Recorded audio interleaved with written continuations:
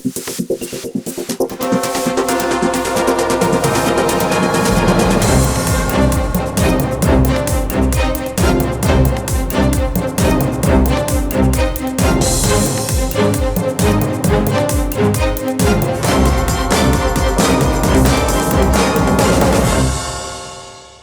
again, everybody, and welcome to another edition of Capital Talk, the video series sponsored by Dicor Corporation. With me, as always, is Sherman Goldenberg of RVBusiness. I'm Rick Kessler of RVBusiness, and joining us is Chuck Woodbury of RV Travel. Chuck, thank you so much for your time. Well, thanks for inviting me. It's a pleasure to be with you guys. Who I might point out is somewhat of a legend. He's going to hate me saying that, but somewhat of a legend in this industry. Sherman, if you stick around long enough, you're a legend. I've been around a long time. I figured about 35 years of traveling in a motorhome and writing about it. So I'm legendary for that, if nothing else. Yeah. RV Travel, for those who don't know, been around since 2001. Chuck founded it then.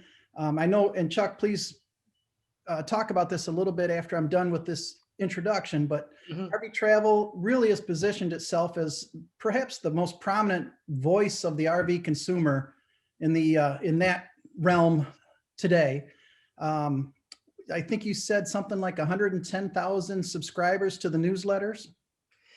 We have 140,000 in the database, but I think about 100,000 are active. You know, they don't come in obviously every day, but we have 400 newsletters a year that we put out about RVing, one every day, sometimes two a day. And so, I mean, and I think our unique visitors come out to something like 750,000 every month. So we have a big audience. All digital. All digital. I'm not going back into print. I loved it when I was in it, but can't reach this many people on my budget. That's what I was going to say. You were a factor in print. Take us back here real quick. Yeah. Well, I mean, I got my start in my college newspaper. It was a daily, and loved it. That's when I fell in love with journalism, and I published little newspapers when I was living in Sacramento, California. Moved to Seattle. What happened was when I was in my late 30s, I started a quarterly newspaper called Out West, the newspaper that roams, and basically I put out a quarterly tabloid, kind of funky, kind of offbeat stuff, and just went out for 6 weeks, came home for 6 weeks, wrote about people and places, and had a great time. And I had a small motorhome, so that led into RV Travel after Out West had run its course. So you were the original blogger. You know, somebody called me that once, and I wrote every night, and I had a thing called Roadside Journal, which I still use sometimes, but I couldn't obviously post it every night. There was no internet, but I put it into a long running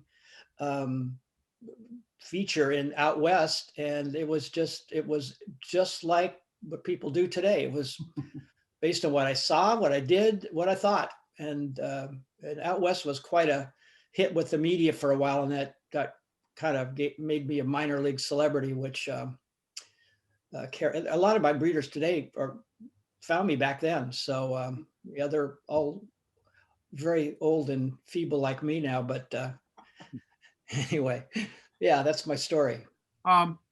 Chuck, back in that earlier era of your wandering publishing career, you were really a part of the mainstream U.S. media, weren't you?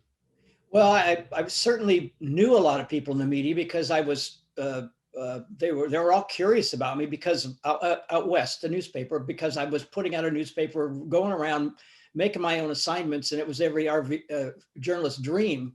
So, I mean, everybody wanted to talk to me, and it was, of course, incredible to me.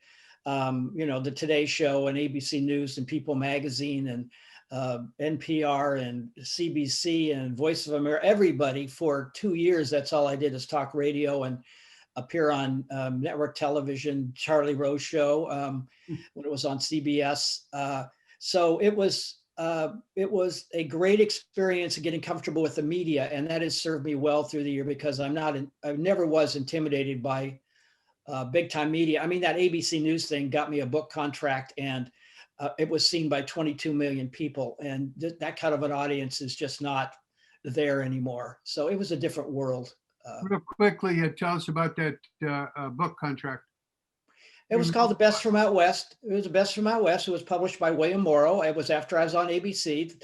I had agents, Charles Kuralt's agent called me, Dan Rather's agent. Everybody called me, wanted a book. And so I got a book contract. And then I got a call from a guy he asked me if I wanted a larger audience. And I said, sure. And he said, well, I'm the president and editor of the New York Times Syndicate, which biggest syndicator of text material in the world. And I had a contract on my desk the next day. So for 6 years, my stories went out all over the world in newspapers. So I managed to get up into the kind of the big leagues for a while, got a taste of what fame was like, minor league, but it was a good experience. It was a fun sort of Walter Mitty experience. And it's been fun ever since. I mean, I've had way too much fun with what I've done through the years. All from the dinette of a Tioga. I saw John Steinbeck's Travels with Charlie camper van, which is in his museum down in Salinas, California, where he's from. And it's really amazing because the inside is almost the exact layout as my first little motorhome. And of course, that was a book I've read many times, as have most RVers that have been around a while. So at some point you transitioned from print to digital. Yeah, well, when the internet came along, I mean, I really saw that this was going to be something. I mean, it was just the ability to reach so many people. And of course, back then it was nothing like today. There was no iPhones. There was no even programs to put together a web page. You had to kind of do it all yourself. It was very simple, but I could see what was coming. And I was able to buy pay-per-click advertising at the very beginning for a penny a click. And anybody out there who's listening will think that's ridiculous, but that's what it cost. So for every penny I spent advertising, I made 2 cents. And so I just poured it on, built my audience, and I've kept it through the years, and it's continues to grow. Go ahead, Rick. Well, I was just going to ask, you say continue to grow. Tell us where you're at today. You've got a staff of about a dozen or so. You've got scores of contributors. Yeah, we have, I think the actual employees are 3 actual people that, but then we have almost full-time contractual people, and then probably 10 regular writers most of them are paid. Some of them a little bit, some of them are actually earning their living off of it. And they're all over the place. The business, we have no office anymore. So it's all out there in cyberspace, except for us. We're on the earth. Yeah.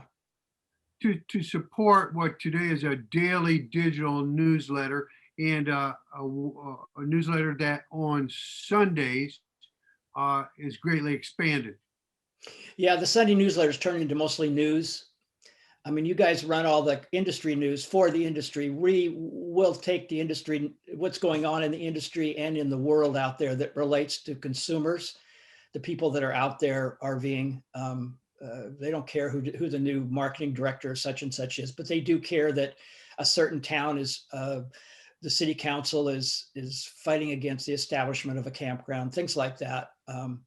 And yes, I think we do identify with consumers. We take advertising. We're happy to get it, but we don't rely on it. We get a lot of donations and affiliate programs, whatnot. It all adds up, and it keeps us all getting a paycheck and happy. But giving it a modern edge is the fact that here and there, Chuck, we find opinions in what you do. And I mean that about a modern edge because, you don't apologize for it. You're quite outspoken, aren't you? Yeah. Listen, I was thinking this morning, I just woke up thinking that when I started this, RVing was about camping. That's all. When I went out for the first time, it was camping. I tell people that if you stayed somewhere and you were connected, that meant there was a phone booth you could walk to, that was connected. Through the years, with all of technology and sophistication of RVs, I mean, these RVs today they're as comfortable as a condominium, they're as a luxury apartment, as a house. you could so easily live in them. So instead of just going camping, people are living in them, they're working from them, and that's just going to get bigger, the remote worker thing. But the windmill workers, the people that are working on pipelines, traveling nurses, every students, RVs are being used for so many different purposes today than they were when I started. And I mean, when I started, there was no slide outs. I mean, RVs were meant to go out for a short period of time, whether it was a trailer or a motorhome. And now it's so easy. I mean, I spent 2 years in my 32-foot motorhome, which is relatively small. And I was as comfortable as I would be in a house. And that was pretty small by full timing standards. So it's a different world. And I write about it. And right now, the crowding issue is something we spend a lot of time on because our readers are really having a harder time getting reservations. And so it's what they want to talk about. And so we address that as much as anything, I think, these days. And you've been outspoken, just to touch on it briefly, about the RV industry and its ability to produce at times acceptable quality in some of its units. I mean, yeah, we don't have to dwell on it again, but still, that's something that you've touched on more than once. It was funny. We were sitting back in Hershey 10 years ago, a bunch of my friends, including my good friend Gary Bunzer, the RV doctor who died recently. And we were talking about RV quality and kind of complaining about it. And all the guys that have been there around a long time, they said, we've been talking about this forever. So you're building a little house that's on wheels. It's having an earthquake every day. I get it. It's not easy. I think consumers need to be better educated on what they're buying, be more attentive to the details before they buy, and don't just fall in love with this incredible magic carpet that takes you places, because it's so easy to just see it and go, oh, honey, look at this floor plan. It's so perfect. I love the couch. I love the bed. And then they buy it and then the guy can't fit in the shower, stuff like that. So, I mean, it's long-term financing. I don't like it. I write about that. But I think that financing quality and campground crowding are the ones that are most popular that we write about. But there's many reasons for all of those. And you just can't write enough and make sense of it because it's all so changed today. Would it be a stretch to call you the Rush Limbaugh of the industry? No, no.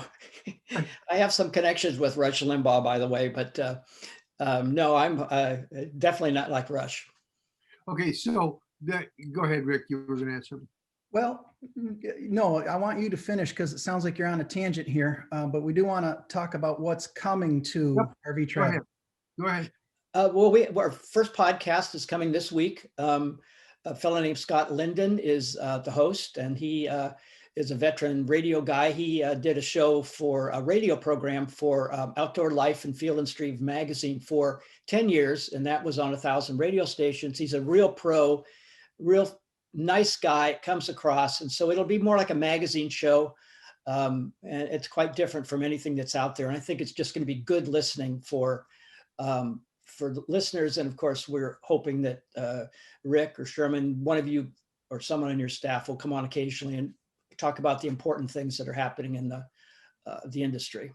That's starting up now. Yeah, we're starting it right up, and it's gonna be weekly from here on out. We've got a couple in the can right now, and I'm thoroughly impressed with the first 2 episodes. They're just wonderful and so entertaining. We got one more stop we got to make here, and that's on your plans for your role in this whole picture. You've been somewhat open about it in your newsletters. You're not going to be working 16 hours a day for perpetuity. No, I'm cutting back to 15, Sherman. Yeah, no, I'm going to be more like a publisher than an editor.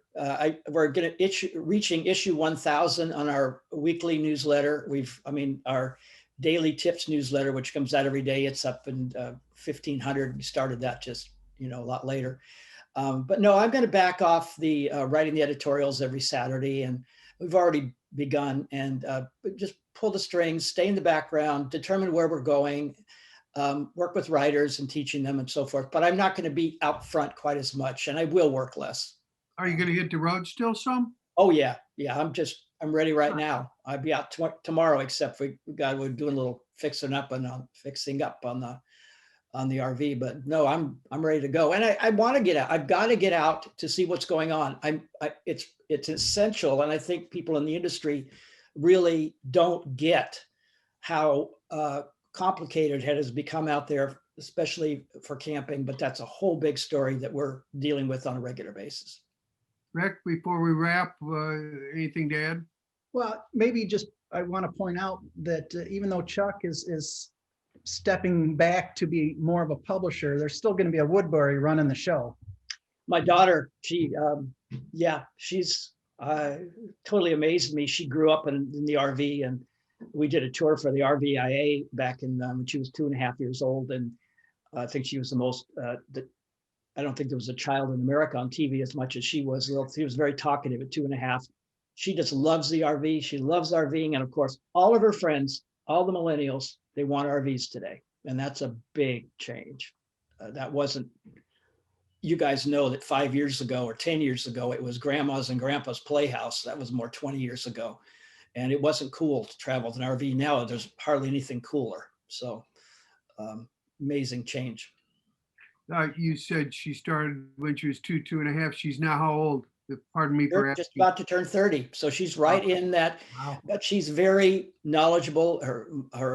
My ex-wife is a writer, and I'm a writer. She got that, but she's got this entrepreneurial side from me.